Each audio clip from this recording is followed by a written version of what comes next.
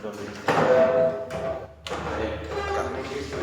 a leer al inicio, visto el expediente 105 del bachiller Rubén Alfredo Quiroz Ávila, que se pide así inmaculado, fecha y hora de sustentación de tesis, titulada El Apocalipsis de Fray Francisco de la Cruz, contando con los informes favorables de los profesores, del profesor asesor, doctor Gonzalo Espino Reluz, y los profesores informantes, doctor Manuel Velázquez Castro, magíster Javier Morales Mena. Se acordó nombrar los siguientes miembros del jurado de sustentación: José Carlos Bayán Vargas, presidente; Gonzalo Espino Reluz, asesor; Marcel Velázquez Castro, informante; y Javier Morales Mena, miembro.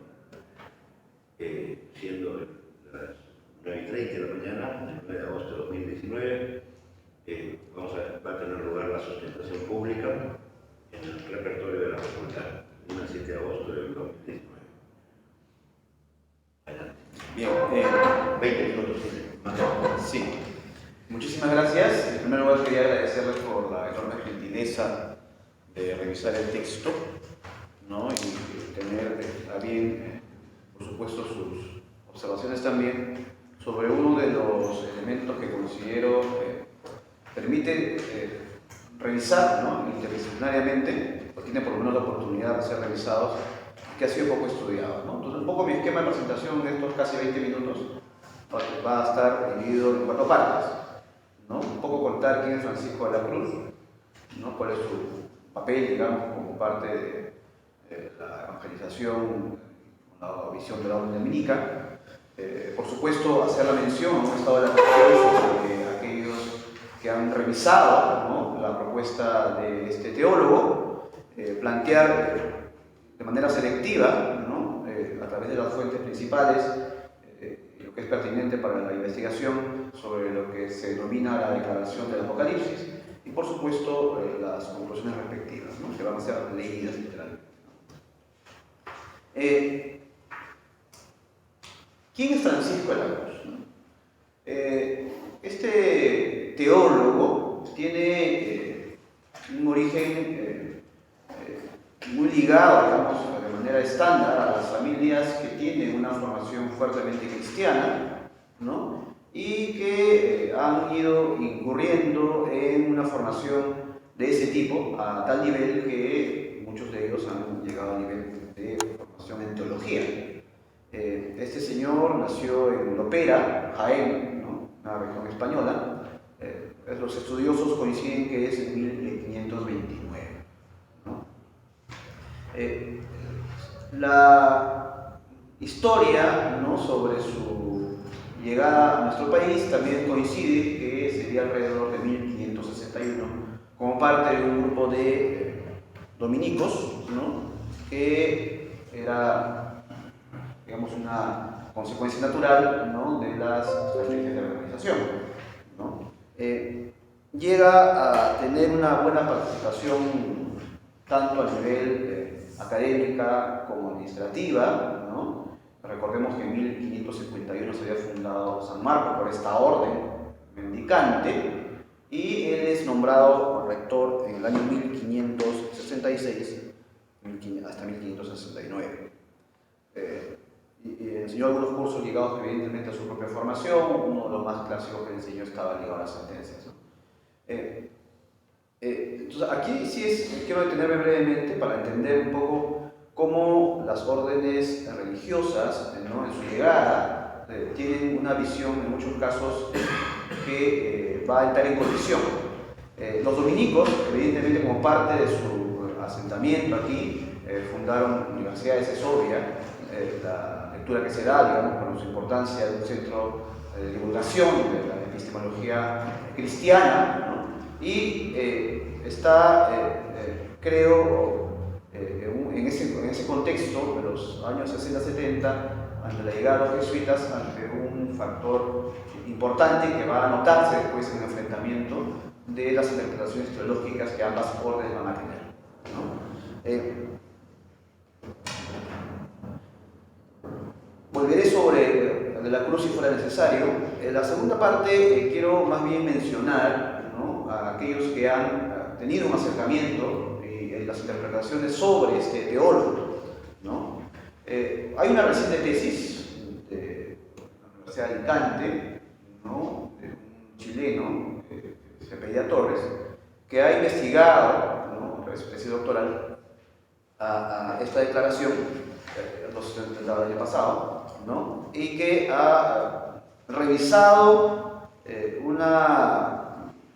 más bien relación, ¿no?, entre lo que propondría, según él, de la Cruz y el milenarismo en la época colonial. O sea, para él de la Cruz significaría, ¿no?, una revisión, ¿no?, o una relectura, ¿no?, desde América, ¿no?, tanto así que llega a plantear una utopía andino-americana, ¿no?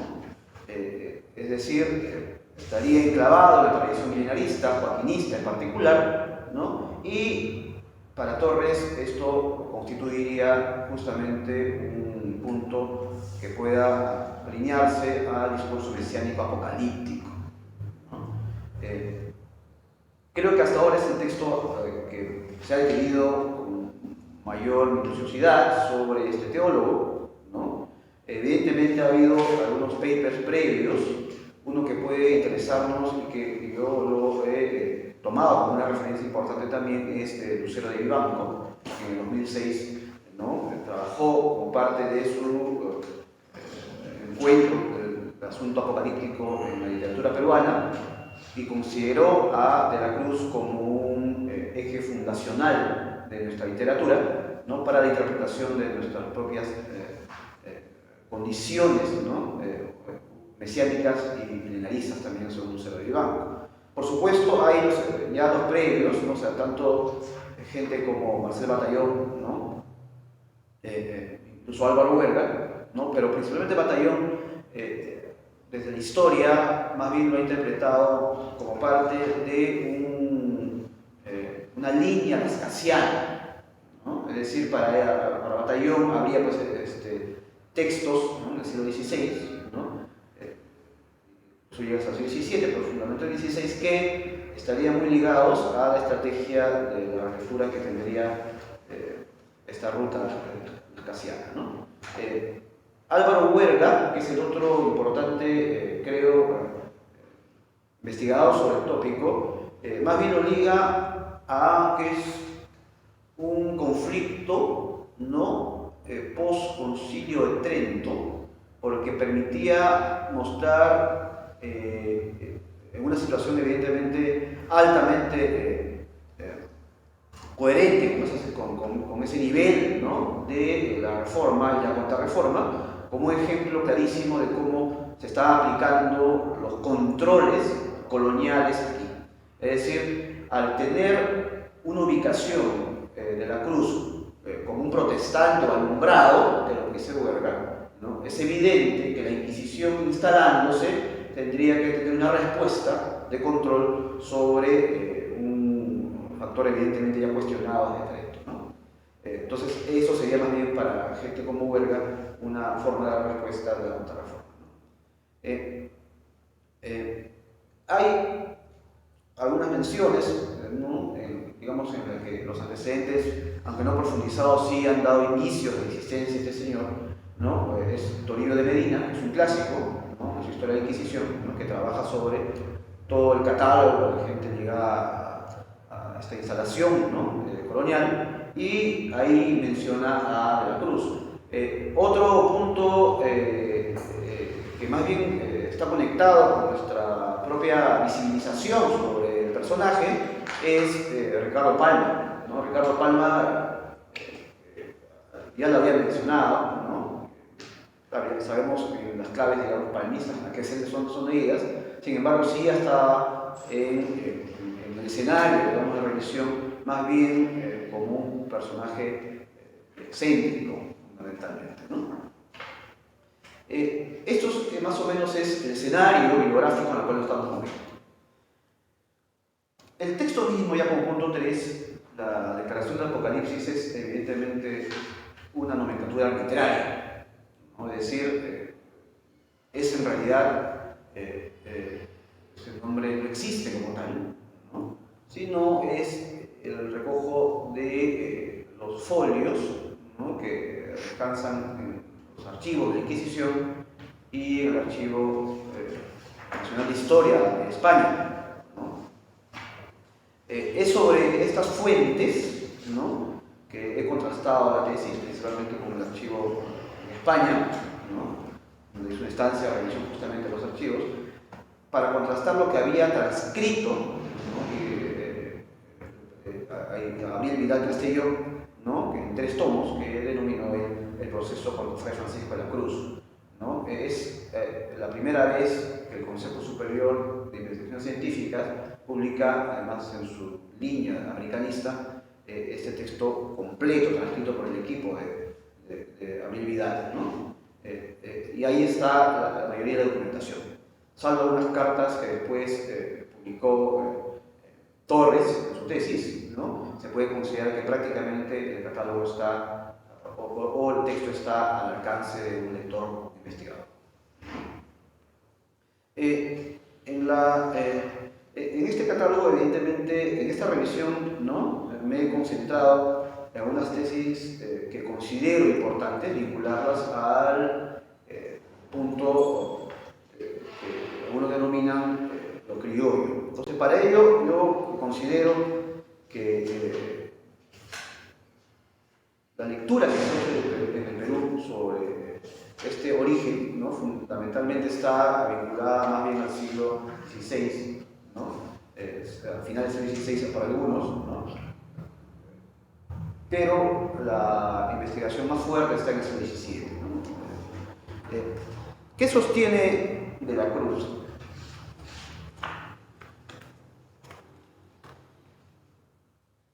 Estas tesis, ¿no?, que yo he recogido y transcrito, y hay una diferencia, por supuesto, con lo que había planteado antes Torres, ¿no?, que no considero como parte de la lista, digamos, de las tesis que él puesto también como anexos en su trabajo doctoral, ¿no?, son las siguientes, ¿no? Por supuesto, de todo el conjunto de tesis, ¿no?, las 170, ¿no?, que he puesto también como anexo, ¿no?, las más conocidas son las 163, ¿no? Sin embargo, cuando uno revisa los archivos hay más propuestas. Yo he elegido algunas, ¿no?, aquellas que nos puedan llevar a un punto tal vez de debate o discusión, ¿no?, sobre cuál va a ser su aporte, por lo menos interesante, ¿no?, que va a plantear este teólogo dominico, ¿no? Sin embargo, para llegar a ese punto, antes de hacer la lectura literal final de lo que he seleccionado, es importante mencionar el contexto en el cual va a implicarse esto, ¿no? Las órdenes dominicas tenían una tradición de ser quienes practicaban el exorcismo, que, como saben, es un fenómeno, ¿no?, mucha, creo, importancia como parte del enfrentamiento entre el modelamiento del bien y el mal en la época medieval. Pero los dominicos tienen esa tradición, ¿no? Forman parte de las órdenes que son llamados, digamos, en situaciones de ese tipo, ¿no? El segundo elemento es que que es un elemento político, en realidad, para algunos, el inicio de la desestabilización colonial, es la tesis de García Bedoya, por ejemplo, que lo hace desde 1570 con el aplastamiento del levantamiento de Tupac Amaru, ¿no?, es la instalación del gobierno de Toledo, donde el virrey instala, ¿no?, un tipo de mecánica de control, ¿no? La Inquisición justamente obedece esa parte estratégica del establecimiento, ¿no? Por lo tanto, también hay una situación en la que las órdenes, el elemento político juega un rol de exasperación, digamos, de la situación social. Había pasado justamente los Tupac Amaru, los levantamientos indígenas estaban todavía siendo notorios, ¿no? Hay una preocupación muy fuerte sobre el modelo de evangelización. Tanto el primer concilio limense como el segundo concilio limense no habían podido resolver, ¿no?, la más inteligente manera de canalizar una evangelización eficaz. Además, contemos que los dominicos estaban comenzando a ser expulsados del gobierno de la universidad, ¿no? Y la llegada de los jesuitas, como muy cercanos al poder político, también aventuraba, ¿no?, un reordenamiento del posicionamiento de las obras. En ese sentido, a nivel social había una gran preocupación por la forma como se estaba desarrollando la evangelización. Es decir, era una Lima, ¿no?, en la que efervescía la búsqueda de las virtudes cristianas. Y sucede un caso en particular que va a llamar profundamente la atención, ¿no?, a los teólogos de la época, por supuesto también a nivel de la población, ¿no?, que es el caso María Pizarro. María Pizarro es una joven analfabeta, algunos estudiosos lo vinculan a María Pizarro, no hay teoría sobre el punto, ¿no?, que es primero descrita, ¿no?, como alguien que posiblemente tenga un evento de posesión demoníaca. Son llamados algunos teólogos, jesuitas centenios también, que habían llegado recién, ¿no?, para revisar este caso. Efectivamente, hay una suerte de reunión, ¿no?, de acercamiento, ¿no?, sobre esta mujer, ¿no?, y llegan a la conclusión que efectivamente podría tratarse de un caso de posesión demoníaca. Los jesuitas reculan y lo dejan en la mano de los que son consejeros expertos, que son los dominicos, entre ellos, por supuesto, Francisco de la Cruz. La tesis principal de la posesión demoníaca es que, en general, cuando un cuerpo es poseído, hay una serie de técnicas, ¿no?, tácticas de expulsión, ¿no?, de diablo, demonio. En ese proceso, ¿no?, hay un giro. La mujer deja de ser una herramienta de uso diabólico para convertirse más bien en un canal de mensaje divino. Esto es importante considerarlo, porque ese cambio, ¿no?, de la posición que va a tener ella frente a la interpretación de los teólogos va a ser fundamental para entender después cómo se desarrollan las tesis de Jesús. Hay, por supuesto, una convivencia con ella, ¿no?, usando las diversas técnicas medievales, ¿no? Hay un diálogo y hay un punto en el que comienza a ser justamente la parte en la que transmite, ¿no?, ella las ideas, que va a comprar unas de ellas, por supuesto, de la Cruz, y van a, creo, configurar todo el universo, ¿no?, del discurso de la Cruciana. En este giro, digamos que estas dos partes, una primera en la que es una herramienta diabólica y la segunda que es prácticamente una herramienta divina, hay una figura que es representativa del imaginario medieval, que es el arcángel San Gabriel. El arcángel San Gabriel habla a través de ella y sabemos la importancia bíblica, profética, que significa este arcángel en el imaginario medieval, ¿no? O sea, el arcángel aparece en varias etapas importantes en las que anuncia una revisión del presente, ¿no?, para la llegada de un giro, digamos, total sobre la forma como se compone el mundo.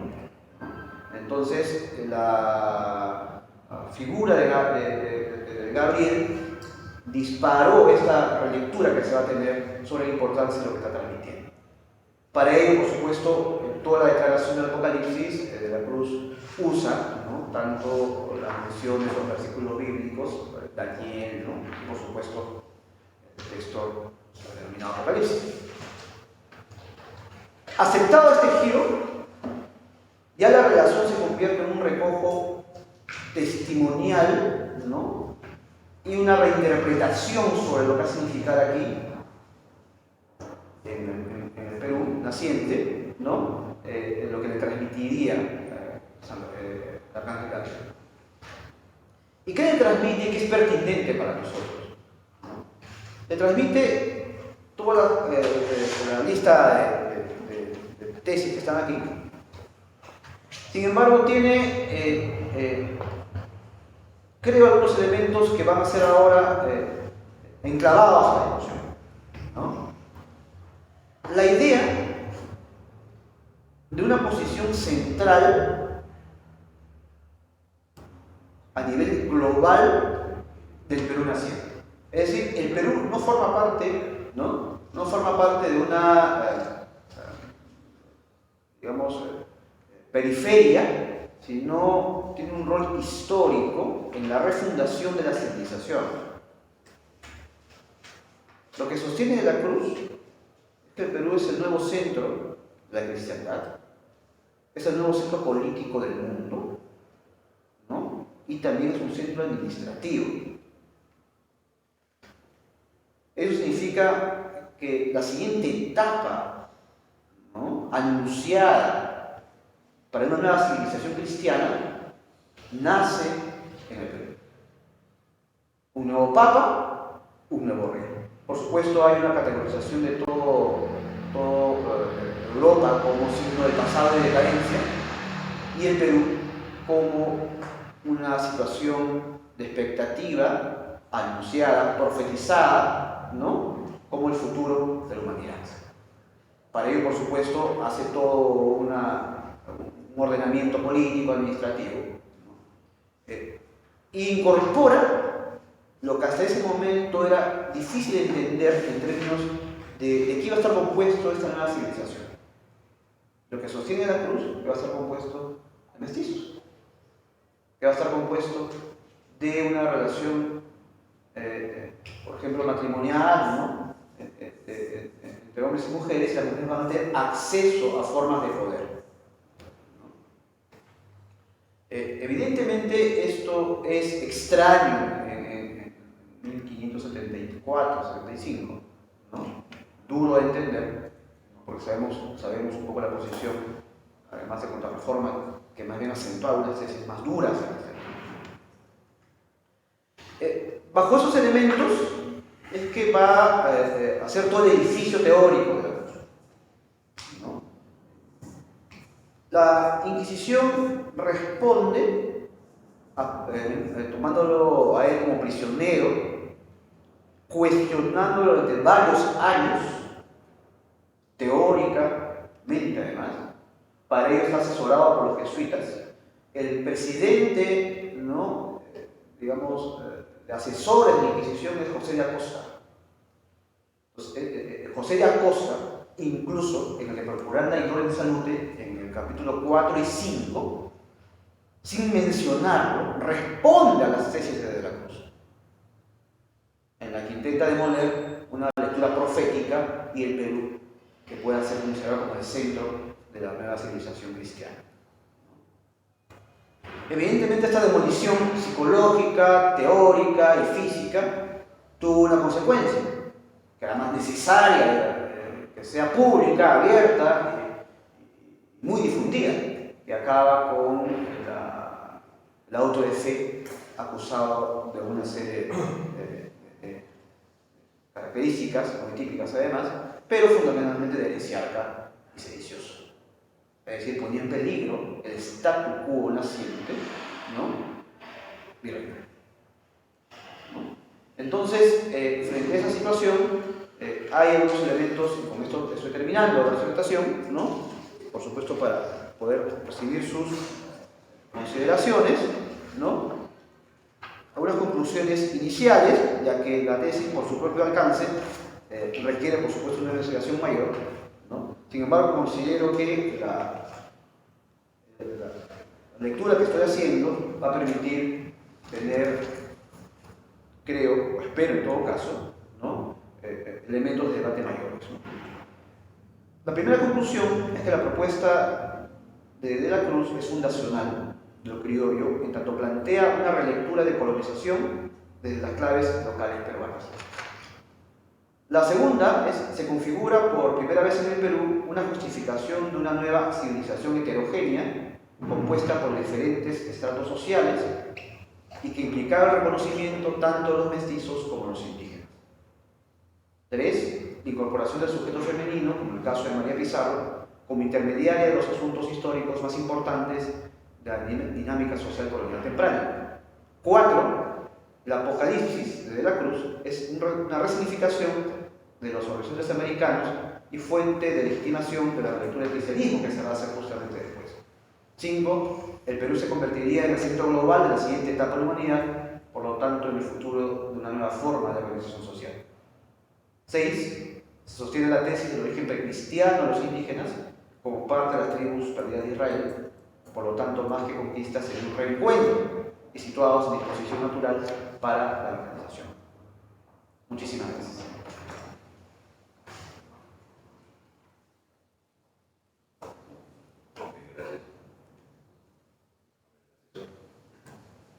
Muchas gracias. Este es el informe que preparé. Con esta comunicación alcanza el informe de asesoría de tesis magíster desarrollado por el doctor Benito Ávila con el título El Apocalipsis de Francisco de la Cruz para el octavo grado académico del magíster en literatura peruana y latinoamericana. La tesis comprende la introducción del capítulo, la conclusión del periodo, la bibliografía y el anexo. La hipótesis que se formula para esta investigación de grado se asocia a la narrativa disidente colonial, que ofrece una lectura colonial de uno de los intelectuales de la Iglesia y acusado y quemado por la Inquisición. En tono general, la tesis se mueve entre el ensayo y el rigor académico.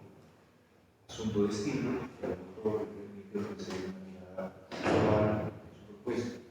En su trabajo observamos un manejo como de la fuente, aunque no termina de aprovecharlas en su totalidad. La pregunta que tendríamos que hacer es si esta investigación aporta conocimiento del corpus colonial.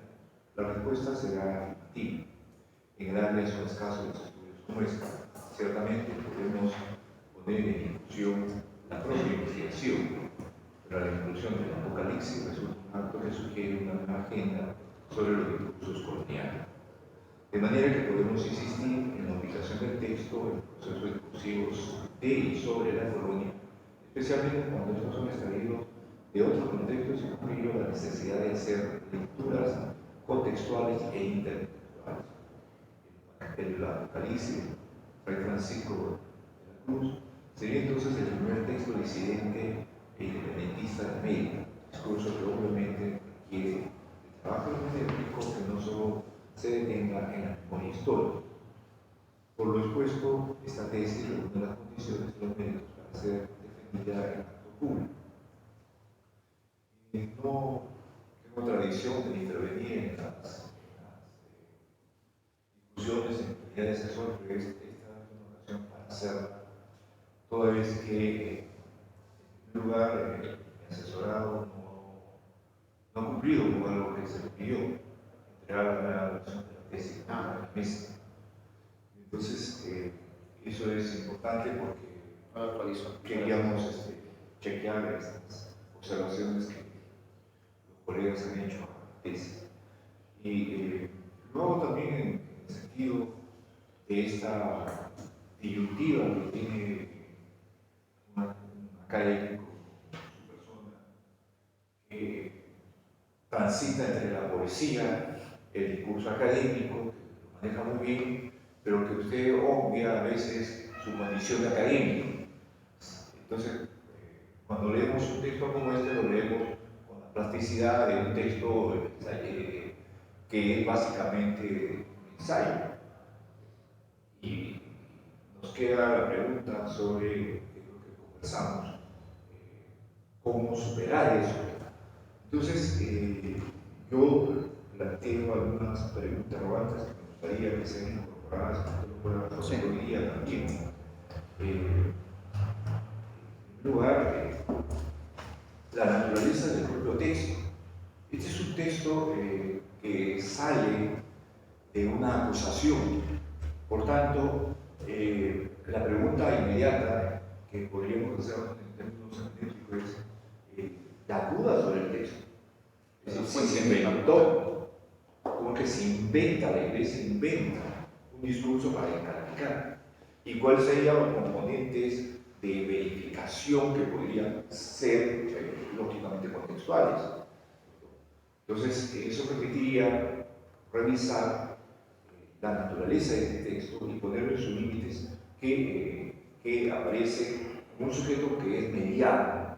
No es la palabra del sujeto enunciador necesariamente, sino más bien de una representación de quienes estaban acusando y que permitían estas cosas que descentran la opinión de la iglesia para hacerlo más contundente la acusación, ¿verdad? Entonces, pedir que el Papa y el papado esté aquí en Lima es ciertamente una irreverencia para él. Y eso es lo sustantivo. Pero como académico hay que interrogarnos sobre la naturaleza de ese discurso.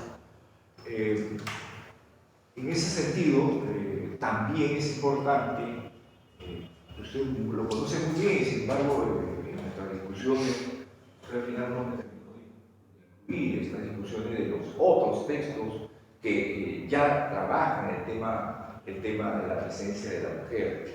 El texto más beligerante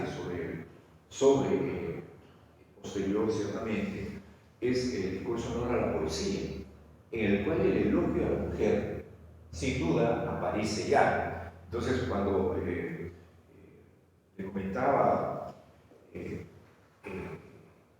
este asunto de la participación en la convivencia, en la página 56, le decía que el tema del discurso en honor a la poesía es la mujer. El Dios cristiano otorga ese valor a la mujer para que pueda escribir. No hay otra posibilidad.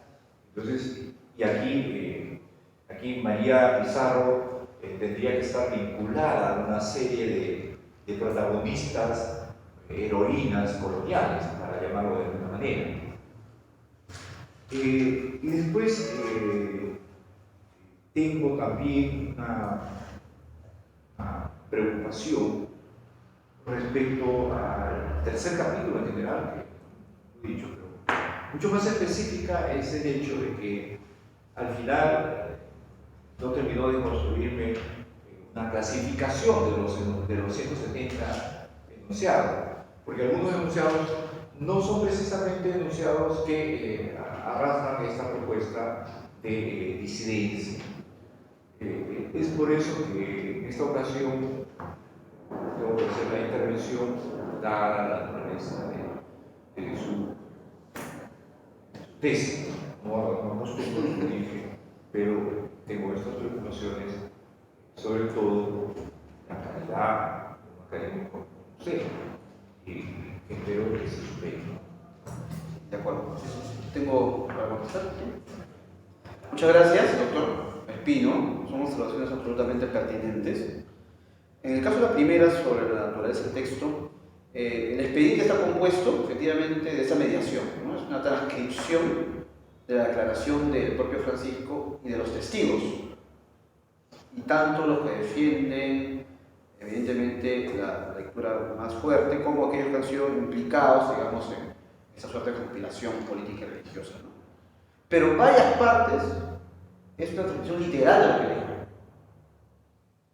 No es solamente una transcripción oral, sino es una transcripción textual de lo que él escribió.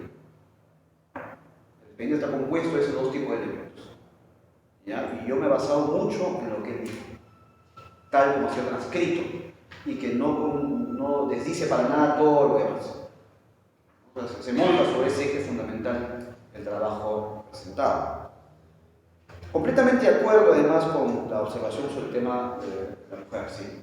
Es verdad que los estudios, por lo menos del siglo XVI, ¿no? Yo lo tengo más claro en el siglo XVII, ¿verdad? Usted lo ha mencionado, por ejemplo, pero el siglo XVI lo veo más complejo. Puedo incluso admitir que no conozco estudios, bueno, en todo caso me vienen a la memoria en esos momentos, sobre la mujer en el siglo XVI. Pues ahí sí tomaría nota, ¿no? Para poder hacer la tarea de revisión, ¿no? Pero en todo caso sí sostendría la siguiente hipótesis, ¿no? Es decir, ahí hay dos elementos. El primero es la incorporación de la mujer como parte del convivio social. O sea, la tesis de la Cruz hace que ella forme parte, la mujer como tal, en general, del engranaje de una nueva civilización, ¿no? A la par del varón. ¿Ya? Y el otro elemento es cuando usted menciona María Quesada, es decir, algunos denominan por sujeto femenino un catalizador, digamos, una episteme. Transmite una epistemología. Recordemos que aquí María Quesada es vista más bien como un elemento que canaliza la visión de Arcángel. Entonces, también tomo nota de eso, pero yo sí aclararía que hay dos elementos aquí. Uno, la consecuencia social de la propia tesis, que es la incorporación en la convivencia. La segunda es más bien el rol de María Quesada. ¿No? Pero sí tomo nota, me parece sumamente pertinente, ¿no? En cuanto a la clasificación, es también una tarea que me gustaría cumplir, es verdad, ¿no? Porque son 170 enunciados que es la primera vez que se plantea así sobre eso. Es una tarea que también recojo, sería efectivamente una clasificación o un mapa en todo caso de la lectura de cada uno de ellos, en general. No he tomado algunos que solamente por el caso pertinente de investigación, pero estoy completamente de acuerdo que la revisión de cada sentencia, ¿no? De cada proposición, no existe, o sea, no se da. Es una tarea mucho más grande, ¿no? Porque revisar todas las consecuencias de cada proposición está implicado con muchas disciplinas, seguro, ¿no? Pero también lo tomo como tarea, ¿no? Para poder resolver. Bueno, muchísimas gracias.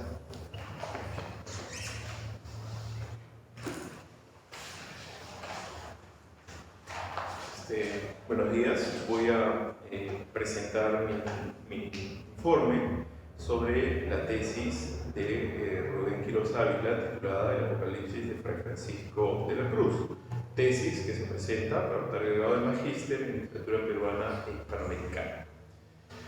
Esta brevísima tesis está dividida en 3 secciones y un anexo. En el primer capítulo se presenta el contexto cultural y político en el que se inscribe el debate ideológico-teológico sobre el Apocalipsis. Este texto, escrito por De la Cruz, propone el tesista, debe ser leído en medio de las pugnas entre las órdenes, dominicos versus jesuitas, y las nuevas disposiciones conceptuales de evangelización establecidas en el Segundo Concilio de Lima en 1561. Aquí yo sugiero una mayor ampliación de esta pugna entre las órdenes, ¿no? Me parece muy interesante, por ejemplo, si uno ve el caso mexicano, ese peso que tuvieron los jesuitas desde el inicio. Acá es una orden que llega después, pero que sin embargo desplaza a los dominicos.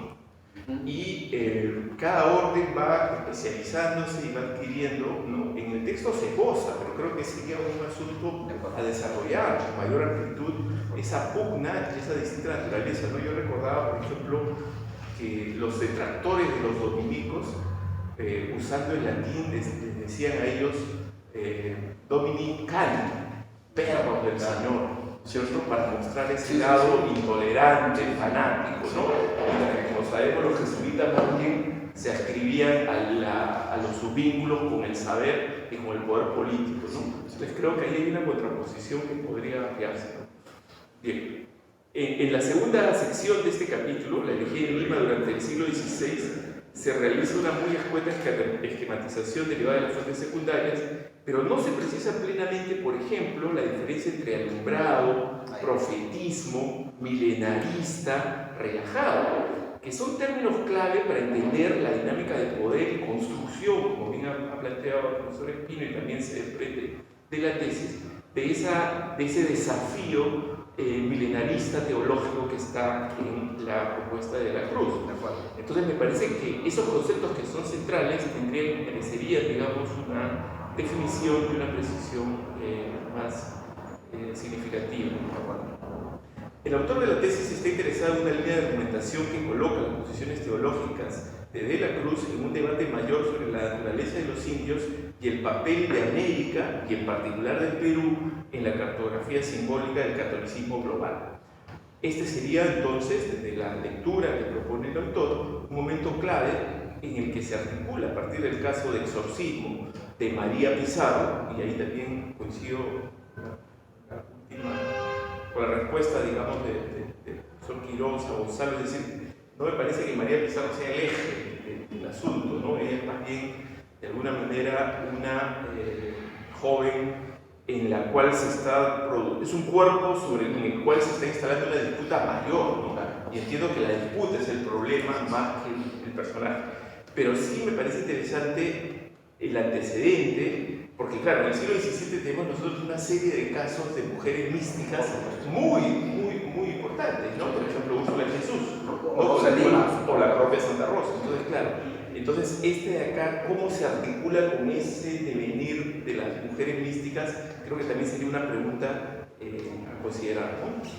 Entonces, claro, de lo que se trata acá es si ese es el primer debate sobre el papel de América y del Perú en un plan divino heterodoxo, con evidentes resonancias milenaristas y el desafío que eso significa, no solo a las ideas teológicas, sino al proyecto político de la colonia, ¿no? Entiendo que ese es el entonces se concentra en la propuesta, ¿no? Bien, el segundo capítulo estudia cómo la maquinaria burocrática y represiva de la Inquisición limeña encuentra e identifica en las declaraciones del Dominico de la Cruz un acto subversivo, un desafío a la lógica toledana de la conquista, que son minuciosamente recuperadas por la propia Inquisición, ¿no? Que de alguna manera participa en la construcción de este texto, aunque bien han dicho que partes son claras, indubitablemente partes corresponden a de la Cruz. El punto más polémico del heresiarca es sostener que Lima es el futuro de la cristiandad, un quiebro ontológico y epistémico, como señala el tesista. Finalmente, el brevísimo último capítulo presenta los argumentos del jesuita José de Acosta, quien demarca el sentido de la evangelización y enfrenta las tesis heréticas de la Cruz, como que es posible salvarse sin apoyarse en las Santas Escrituras ni en los padres de la Iglesia. Nuevamente acá, pienso que ese capítulo tiene que extenderse, tiene que ampliarse. Muy rico ese debate, muy complejo ciertamente, pero por lo menos en la línea que interesa a la tesis, que es la propuesta de Lima y del Virreinato del Perú como centro de la cristiandad, debería haberse realizado un trabajo de exploración mayor, digamos, de la fuente de la cosa. Bueno, las conclusiones recogen lo planteado y se incluye como en lo planteado en los capítulos y se incluye como anexo las 175 proposiciones heréticas reproducidas en el libro del Castellano. Creemos que el autor ofrece un problema singular y el mérito mayor es esta lectura global y el poner este texto sobre la mesa para el debate académico. Creo que esos son los méritos de la tesis, ¿no? Sin embargo, como he dicho, creo que se pudo ampliar los argumentos, sobre todo en ciertos puntos claves que ya señalé, y desarrollar un mayor trabajo con la misma fuente primaria. A veces siento que la voz del tesista queda un poco sumergida, digamos, en las referencias y en las otras lecturas que ya se hicieron, ¿no? Entonces podría acentuarse eso. Por las consideraciones antes expuestas, considero que la tesis del Apocalipsis de Fray Francisco de la Cruz, presentada por el bachiller Rubén Quiroz Ávila, posee méritos suficientes para ser presentada y defendida en acto público ante el jurado correspondiente. Bueno, yo en la propia lectura del informe he aprovechado para hacer algunas observaciones. Me gustaría ahora sí hacer una pregunta más conceptual, quizás, sobre esto, sobre la tesis y sobre los problemas que suscita, ¿no? Yo he disfrutado mucho de la lectura.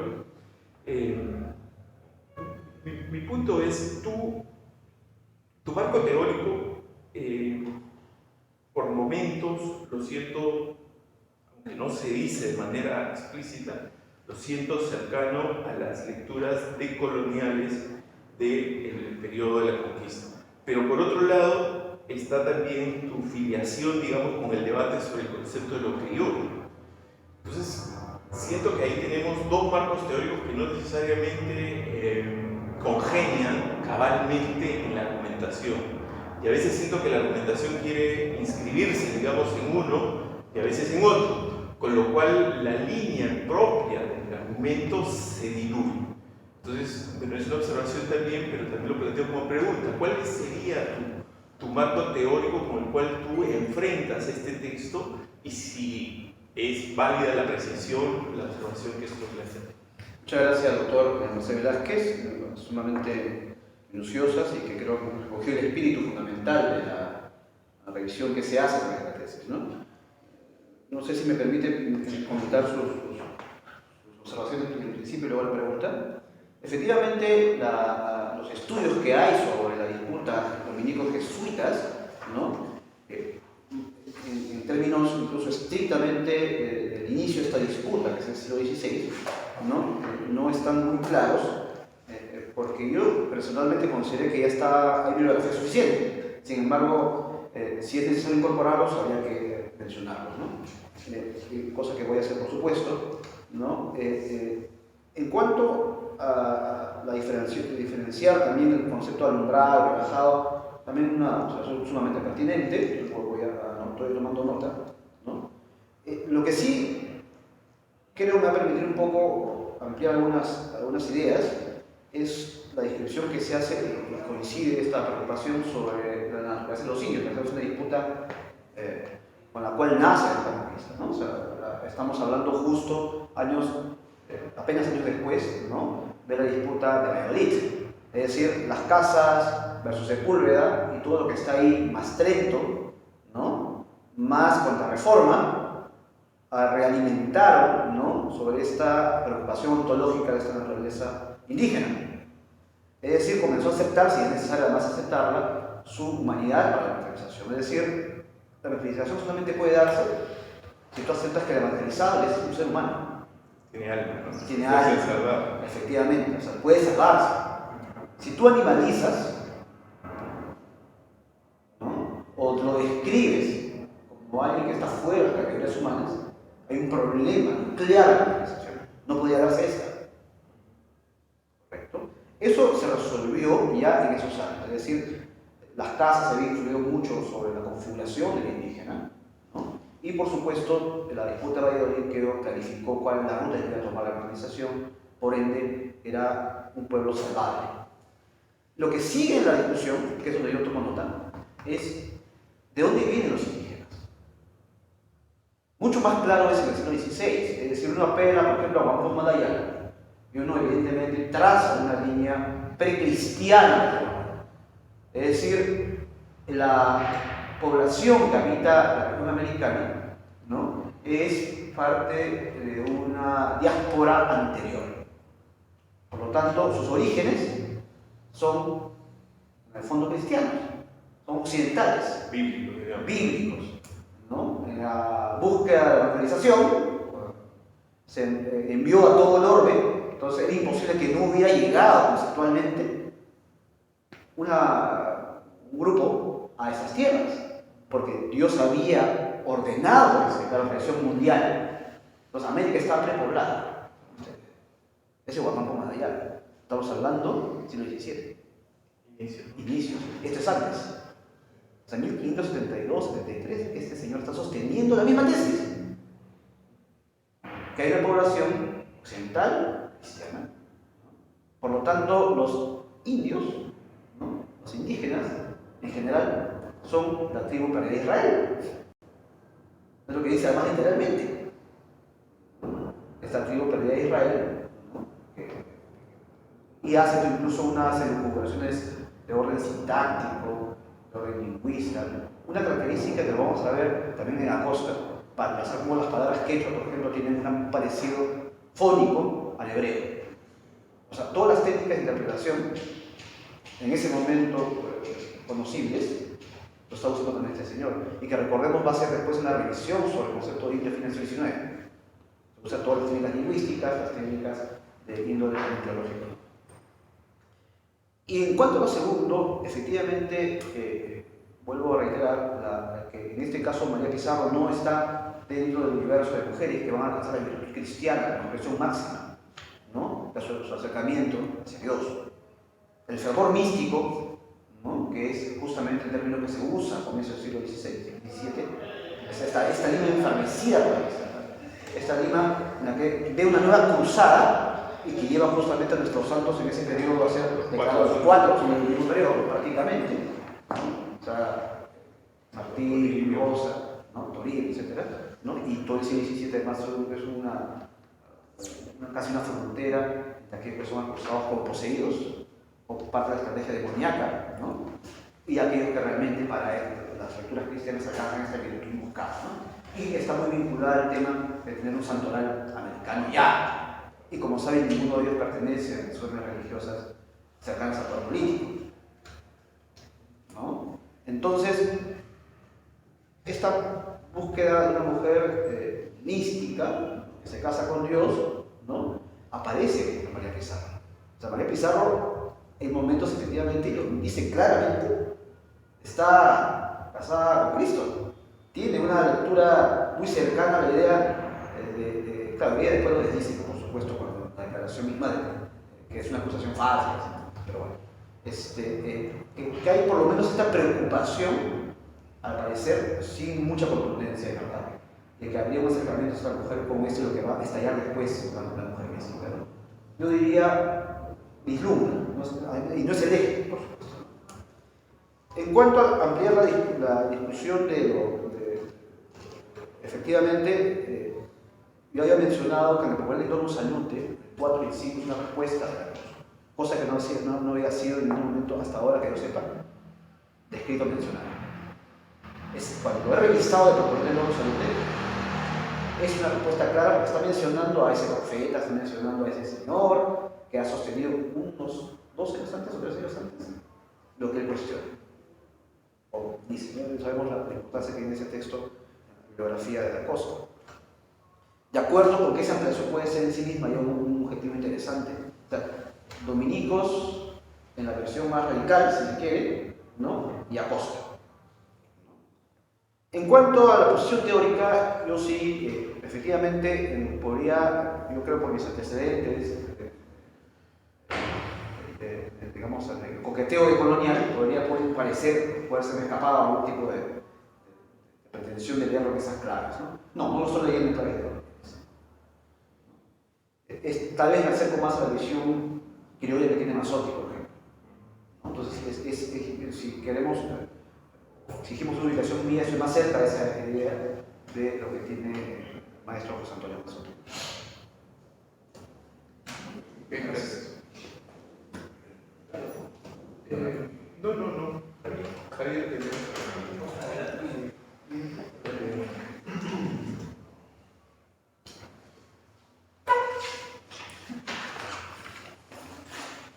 Bien, buenos días. Voy a proceder con la lectura del informe dirigido al doctor González Pino Rosé en su calidad de director de la Universidad de Posgrado. Es grato dirigirme a usted para hacerle llegar el informe que he preparado en mi calidad de jurado informante de la tesis El Apocalipsis de Fray Francisco de la Cruz, presentado por el bachiller Juventus Ávila para optar el grado de Magíster en Literatura Peruana y Latinoamericana. Esta tesis está planteada como un ensayo académico. En tal sentido, posee algunas de las características formales de este registro escritural. Por ejemplo, su título, El Apocalipsis de Fray Francisco de la Cruz, no precisa la orientación analítica que se asumirá, ni mucho menos el tema sobre el cual se profundizará. Solo sugiere de manera general el título del corpus a estudiar. Del mismo modo, no se presenta un índice que plasme la organización de los contenidos por capítulos o subcapítulos.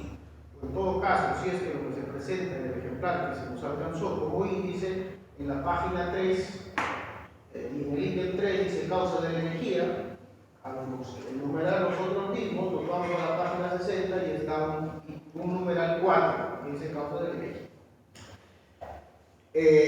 Entonces, lo que se hace más bien es ofrecer un listado de contenidos que se organizan en apartados, un poco desarticulados.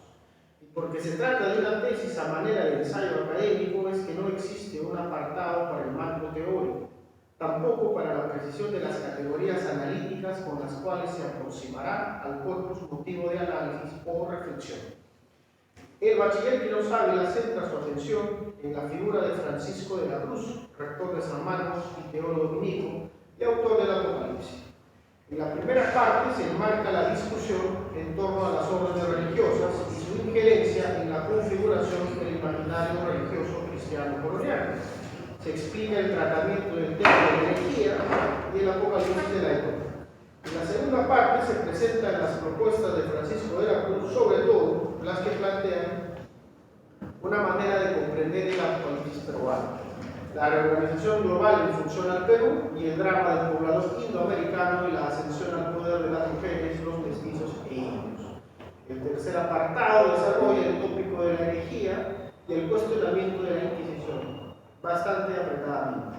Se presentan también al final las conclusiones, la bibliografía y el anexo donde se presentan las 170 proposiciones. Visto de esta manera, puede parecer que se trata de un cuerpo compacto de tópicos, sin embargo, en cada uno de ellos falta profundizar no solo en el desarrollo de los temas, sino también en una revisión exhaustiva de la bibliografía especializada, sobre todo para que se pueda dar forma a una serie de ideas que el bachiller plantea y que resultan relevantes, pero que no logran tener profundización argumentativa. Se trata, por ejemplo, del apartado donde sugiere que para De la Cruz, cito, los indígenas serían los representantes del futuro no solamente peruano sino mundial, página 9. O también cuando señala y describe solo preliminarmente las resonancias intertextuales de Santo Tomás, San Agustín y las Casas en el texto y la reflexión del dominico Francisco de la Cruz. Cabe precisar que por el conjunto de reflexiones generales y algunas particulares, que el ensayo académico del bachiller Quiroz Ávila puede ganarse la venia de su defensa. Por ello, considero que la tesis, el Apocalipsis de Fray Francisco de la Cruz, presentado por el bachiller Rubén Quiroz Ávila para obtener el grado de magíster en literatura peruana y latinoamericana, reúne solo los mínimos elementos para ser defendida en acto público y ante jurado respectivo.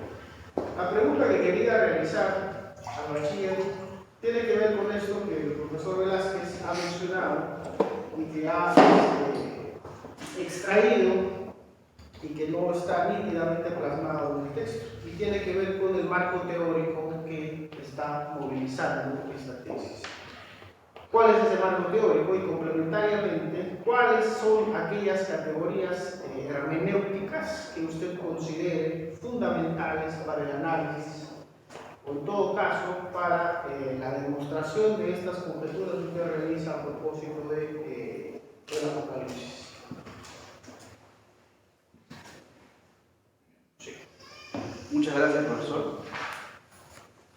Bastante interesante su posición. Evidentemente, la exigencia, ¿no?, de la cuestión formal que usted ha solicitado, ¿no?, mucha mención, por ejemplo, del índice, ¿no?, que se imagino puede inmediatamente corregir, ya que es un escenario estrictamente material, ¿no? Y hace usted dos, antes de su pregunta última, indicaciones, ¿no? Es decir, el desarrollo de la idea de lo indígena como un factor que va a ser parte del futuro de la humanidad, ¿no? Creo que aquí lo que más podría acercarse a una respuesta es que tengo que aceptar que tal vez yo he supuesto algunos escenarios, ¿no? O sea, para el siglo XVI, cuando nace esta tesis, ¿no?, de Francisco de la Cruz me refiero, la discusión sobre lo indígena, y esto es un poco enlazándolo con lo que había mencionado el profesor Mercedes Velázquez, ya era muy conocida. Entonces, yo estoy partiendo de un supuesto que efectivamente todos conocemos la discusión sobre el indígena. Es un error mío. Entonces, tengo que incorporar efectivamente cómo se está entendiendo tanto su naturaleza, su relación, su vinculación con lo social, y cómo en el siglo XVI, ¿no?, lo indígena formaba parte de esta teleología, ¿no?, de convivencia y unidad, ¿no? La discusión sobre esta pertinencia lo vamos a ver con mayor claridad seguro siglo XVII, pero cojo esa idea que yo debería haber incorporado tal vez una parte mucho más amplia sobre esta discusión, ¿no? En cuanto a la mención de Tomás y Agustín, bueno, si es necesario también ampliar esa discusión para que quede mucho más claro, vuelvo a reiterar mi supuesto errado, ¿no? De que efectivamente por mi propio origen de disciplina, ¿no? A veces incorporo cosas que efectivamente en otras disciplinas, ¿no? Tal vez no está todavía ahí con claridad, por culpa mía, ¿no? Porque yo haber explicitado en la disciplina que estoy moviendo. Cojo esa idea también para incorporarla. En cuanto a la pregunta, ¿no? Que es una pregunta sumamente interesante, sostenía yo lo de Mazzotti, ¿no? O sea, la discusión sobre lo criollo, ¿no? Evidentemente hablando de un país inexistente, o sea, el concepto de nación, como sabemos, es un concepto posterior en cuanto a su desarrollo e implicación, ¿no? Y aquí voy a allanar, digamos, la cuestión de Mazzotti sobre lo criollo, ¿no?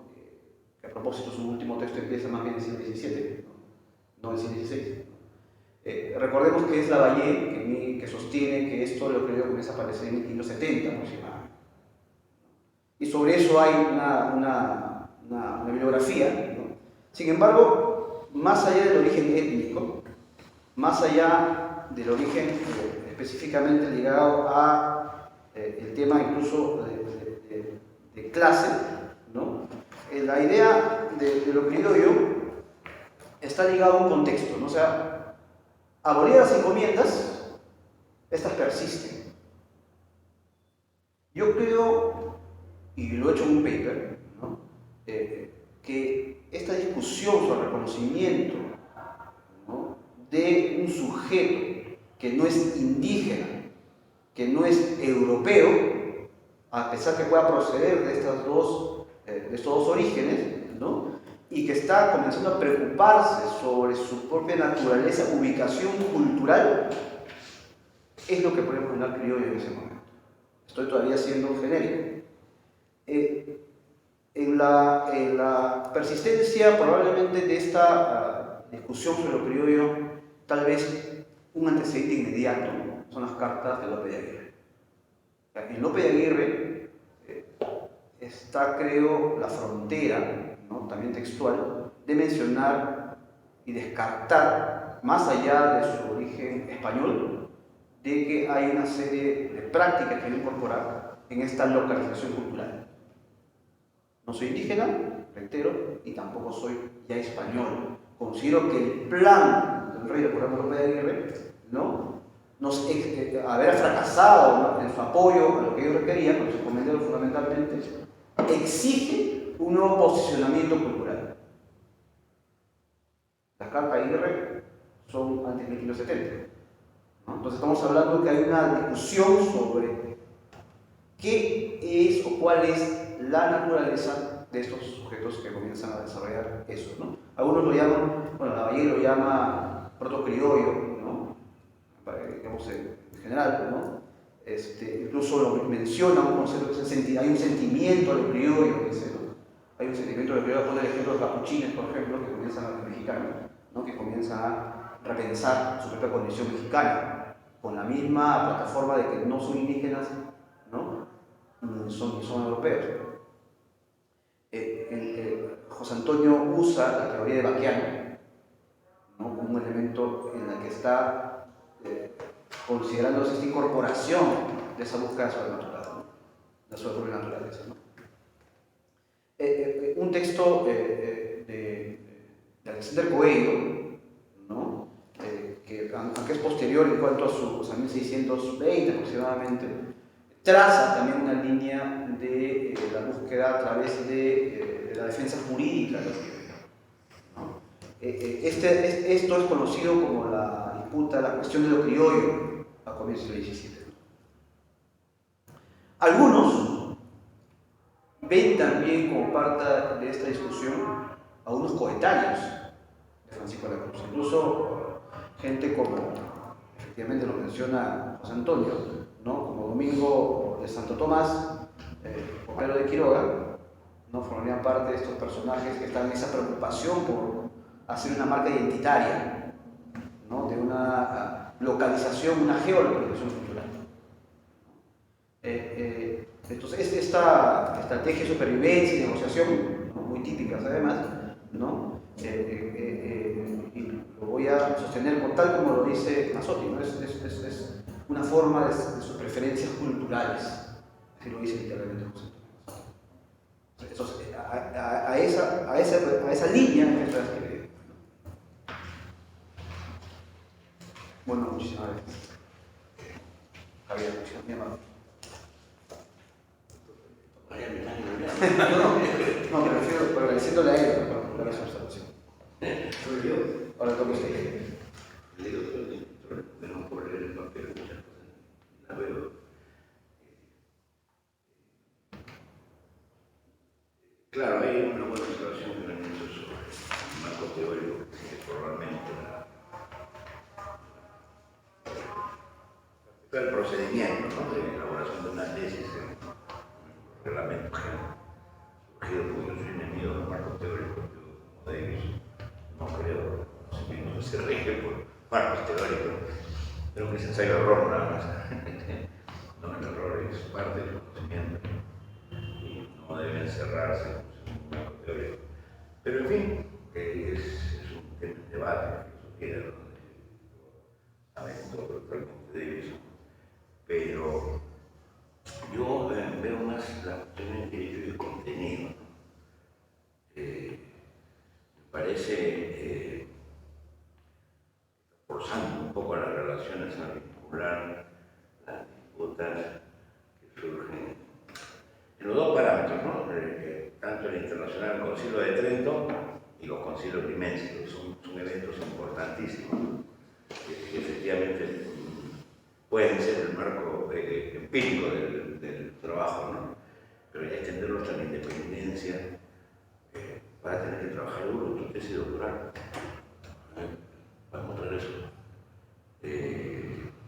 Yo creo que en una disputa entre el legalismo y la iglesia, ¿quién controla? ¿Quién dice, quién canta la canción "Esta es mi tierra", ¿no? Gente en Perú, porque habían varios en disputas, ¿no? Y además bien complejas, ¿no? No solo entre las colonias, sino también cuando desde Alsace se revela, digamos, los sectores aristocráticos de la colonización y cantan primero "Esta es mi tierra" y empiezan las primeras guerras civiles, hasta el final, ¿no? Que, como en las novelas de Conan Doyle, el mayordomo se queda con la casa, ¿no? Mestizos y criollos. La historia es bien complicada, hay diferentes peleas dentro de la iglesia, dominicos y jesuitas, ¿verdad?, sobre todo en el tercer, pero que recién se destape, con esta opinión donde conocí hasta ahora, porque hasta ahora nos hemos basado para los concilios limenses en el trabajo monumental de Vargas Ugarte, ¿no? Sí. Ahora ya hay una edición mucho más dicha que se dio el año pasado.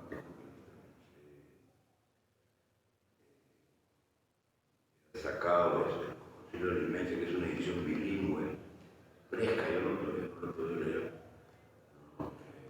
De Luis Martínez Ferrer, editor, y José Gutiérrez, productor, que es hecho una confluencia de universidades cristianas muy conservadoras, pero no importa, los hechos son los hechos, ¿no? No quiere decir que comparo la orientación y las opiniones sobre esto, ¿no? Y el tercer concilio, sobre todo, es donde se desata la disputa, ¿no? Entonces no veo cómo vincular realmente, no mucho al autor que tú señalas, el rector, pero si bien el concilio de Trento se inicia en 1545, la distancia es mucho más cerca, porque dura hasta el 63, ¿no? Y en realidad el rectorado de este asunto, el rectorado es posterior. Es posterior. Pero 2 años. No, 66, ¿no? Claro, el texto, 3 años. No había internet en esa época, no era tan rápido el impacto, ¿no? Habría que ver, o sea, porque el mismo concilio de Trento es un debate infernal, ¿no? La misma, termina termina las primeras sesiones y ya empezó el conflicto, ¿no? Aparentemente dirigido contra la reforma protestante, pero termina en una disputa seria que planteaban las Indias, ¿no? Pascal interviene posteriormente en las provinciales. Entonces, hay varias líneas en disputas ahí que terminan, bueno, ya normalmente conocido la disputa entre dominicos y jesuitas. No estoy seguro si los dominicos eran los ortodoxos y los jesuitas, los renovadores, ¿no? Esa es la versión de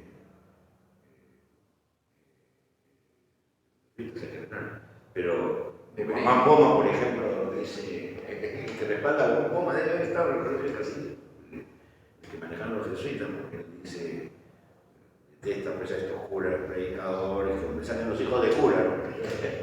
Es decir, los mesticidos, legales con sus tíos y con sus parientes, o sea, todos nosotros somos unos traidores, ¿no? A la comunidad indígena. Tú me ganaste el otro día que estás en Arequipa. Sí. Ni siquiera soy hijo de cura, soy hijo de monja. Porque había la más superior del convento de mayor. Entonces, hay conflictos con la aparición de estas etnias, etcétera, que van surgiendo, el surgimiento del mestizaje. Y la disputa entre la iglesia, el legalismo y el papado, ¿no? Y dentro de la iglesia, entre la versión, yo diría, más relajada de los dominicos, y por eso es que me hace dudar esta interpretación, tendría mucho respaldo empírico eso, ¿no? Y la de los jesuitas, ¿no? Que también recurren al milenarismo, ¿no? Si no se entendería la rueda de Montoya después, ¿no? Entonces, y esa versión mística. Bueno, hay una gran confusión, ¿no? Me imagino que esta nueva edición bilingüe aporta una serie de hechos, incluso es crítica. Bueno, en la otra parte también, Rubén Vargas Ugarte, que son liberales en esto, ¿no? Es criticado esta edición por los editores, que tienen muchos errores, que es muy superficial. Aunque está bien, dice, no está bien, pero es un tema en debate, ¿no? Entonces, en esto se produce un avance científico notable, ¿no? En el estudio del tema, en respecto a las principales ediciones aparecidas en el siglo XX. Nos referimos a la de frente, a la de Rubén Vargas Ugarte, ¿no? Concilio de Nicea, 1551-1572, y la de Francisco Leonardo Bliss, el tercer concilio de Nicea y la culturación de indígenas sudamericanos. Aunque la edición de Vargas Ugarte sea útil, la multitud de errores puntuales en la transcripción y la dislocación de las secciones internas y empieza a recogerlo. Hay que leerla, no he podido leerla todavía, pero hay cosas bien interesantes que habría que repensar. Entonces, los procesos complejos, para no tener una visión también milenarista, que hay un proceso de la historia inexorable, ¿no? Que nos lleva a forzar las cosas. Lo que sí podemos ver es una gran pugna entre la iglesia y el regalismo, por el control además del cacicajo, ¿no? De los curacas, que es el control de la mano de obra también, ¿no? Que está en disputa, ¿no? La corona saca lo que critica Juan Poma, ya ¿cómo se llama? Cualquier unitario curaca ahora, ¿no? Curaca burócrata, ¿no? Y más bien ver lo de los jesuitas como cuando hay una nota extraña, ¿no? Cuando entraron los jesuitas entró el reino de los cielos, pero estos son los autores, los únicos de los mestillos y su multiplico. De los mesticillos y su multiplico, ¿no? Está clarísimo. Entonces hay un proceso bien complejo ahí, ¿no?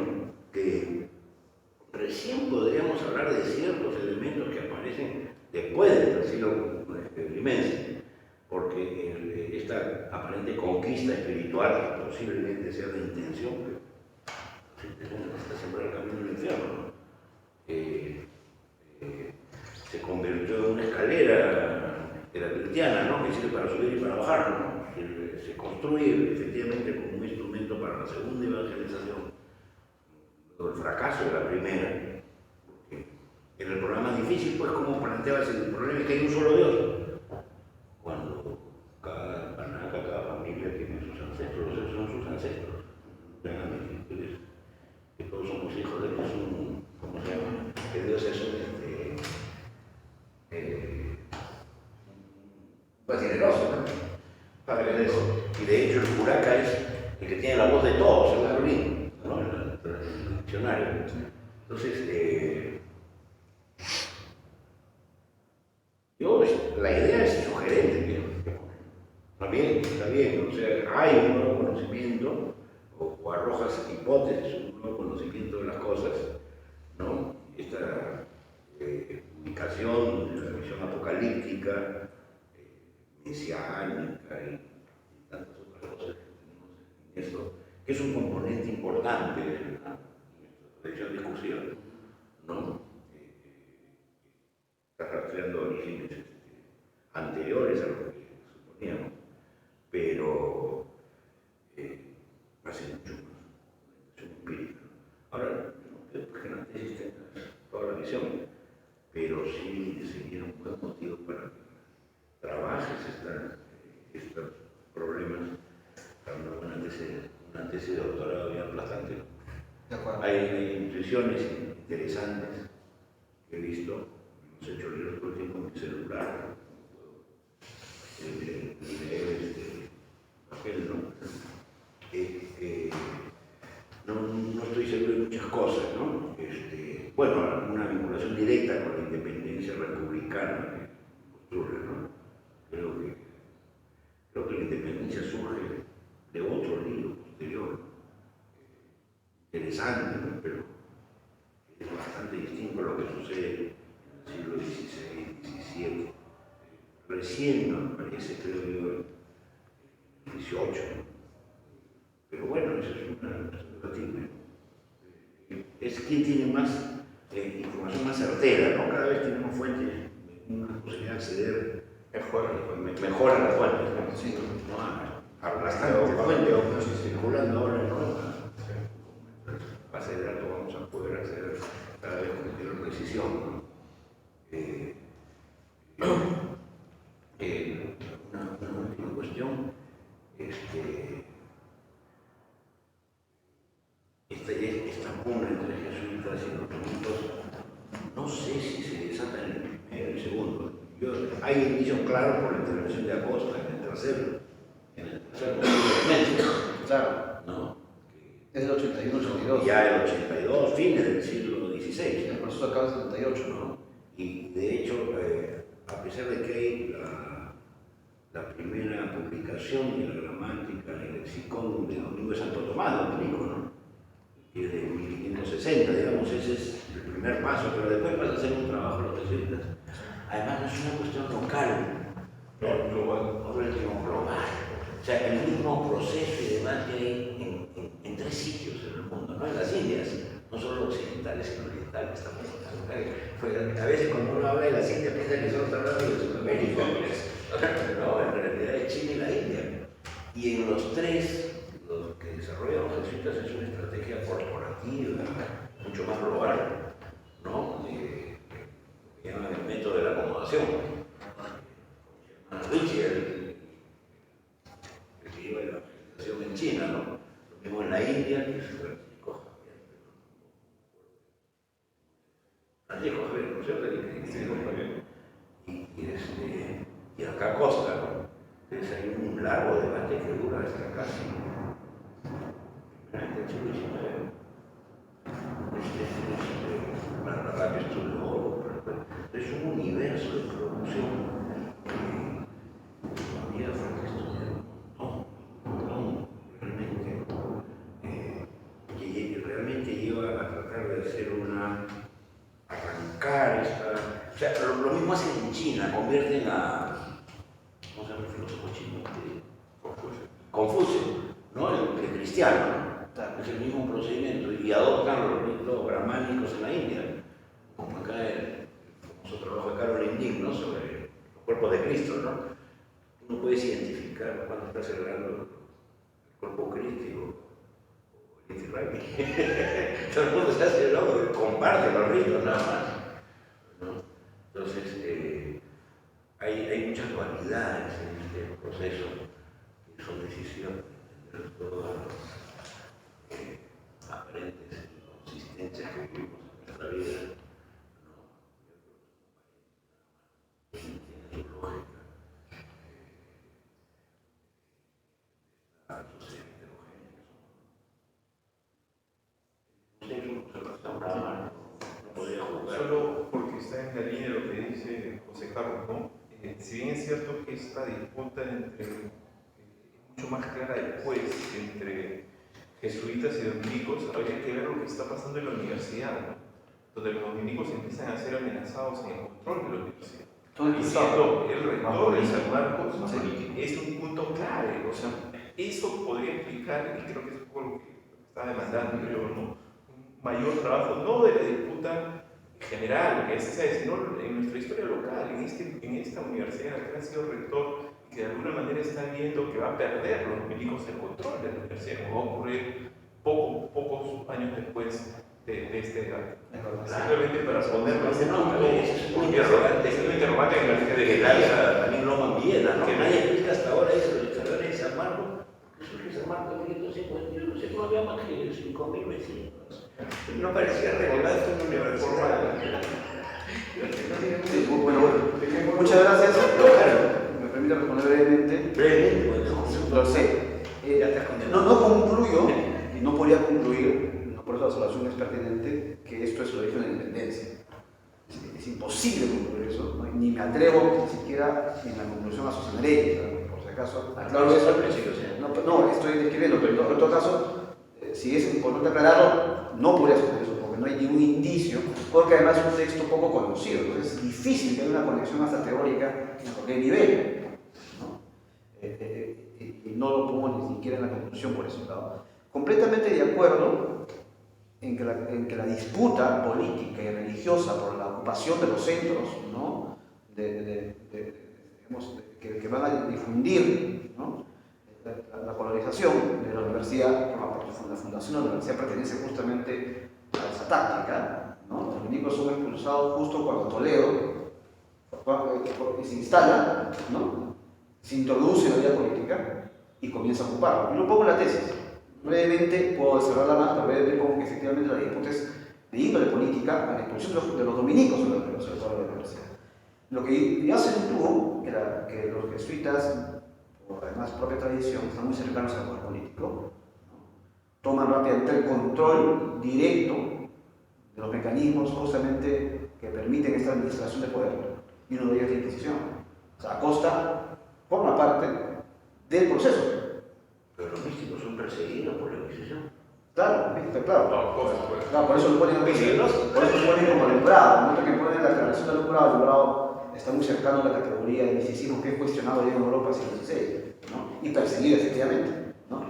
Pero importante la mención en cuanto a lo que usted menciona del Tercer Concilio. El Tercer Concilio, la fundación del Cátedra que en 1580, cuya consecuencia es justamente por una relectura que se tira de la organización por Trento. Entonces, la importancia de Trento no es tan inocua como parece ser por el tiempo. Estamos hablando que estas tesis son de 1572, 75, 77. Estamos hablando de 10, 12 años después de Trento, que además es acelerar la idea más todavía en la época colonial, que se implemente esta contrarreforma para justamente ser usado como herramienta de control, ¿no? Que además legitimación a través de la cuestión protestante, ¿no?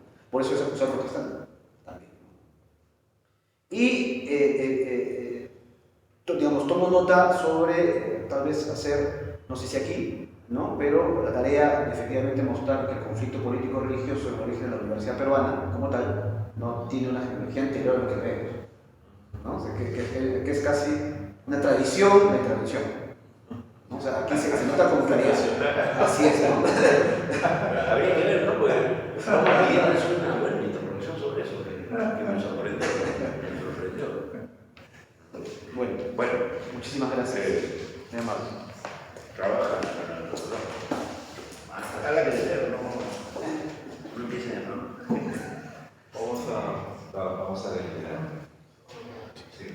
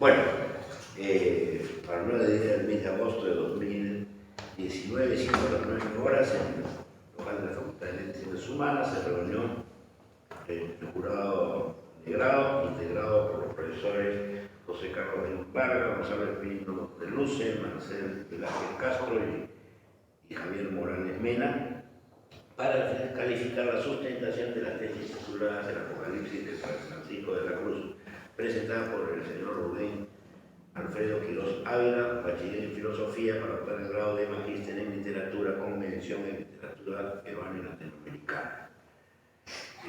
Hecha la exposición y resueltas las preguntas formuladas por el jurado, quedan pendientes algunas correcciones que han sugerido y la promesa de que vas a continuar esto en el doctorado. ¿Entendemos? Es un tema muy rico. Sí. Y no hay que empezar de nuevo en cada tesis. Hay que seguir avanzando para producir un nuevo conocimiento de los asuntos. Esa es nuestra labor de investigación. El jurado recomendó que la facultad proponga que se le otorgue el grado académico de magíster en literatura con mención en literatura peruana y latinoamericana al bachiller Rubén Alfredo Quiroz Ávila, con una calificación de bueno equivalente a 15. El acto académico de sustentación concluyó a las 11:25. Bueno, mejor que